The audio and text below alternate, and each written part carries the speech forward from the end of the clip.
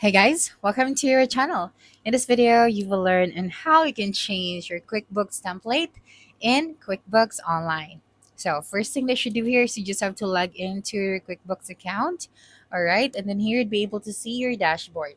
Now you have your gear icon or the settings option at the top right of your screen. So just tap on this one. Okay, and then under your company, you have this custom form style. So just tap on it. That's right. And then here you'd be able to see all of your templates. So since we don't have any templates yet, so we are going to create a new style. So click on the new style option, and then you have invoice, estimate, and sales receipt. So I'm going to select invoice. Okay, and then here we will be directed to the design section. So for example, we are going to add our unique logo. So this is the preview of our current template. For example, we would like to add our unique logo right here. Okay, so we have to tap on this one, and then you just have to upload your logo. All right. So of course, for the content section as well, so you have this one right here.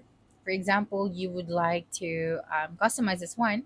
So you have that pencil icon. And then here, if you'd like to include the business name or you want to exclude this one. So here, as you can see, we have successfully removed this one if we uncheck this box. All right. And then for the forms, so we have this one. So this setting applies to all form styles. So if you want to include the shipping, then you would be able to see that right here. Okay. So after that, you also have here emails. So if you would like to customize your email section, so you have that right here. We have full details, summarized details, or PDF attached. For example, we would like to include this one. And then you also have here the subject. All right, and then going back to the design section, we also have here this other options that we can choose from.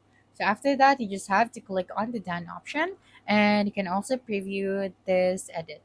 All right, so that's it for this video. If you think this video helped you solve a concern, please subscribe, like this video, and leave your comment below. Bye.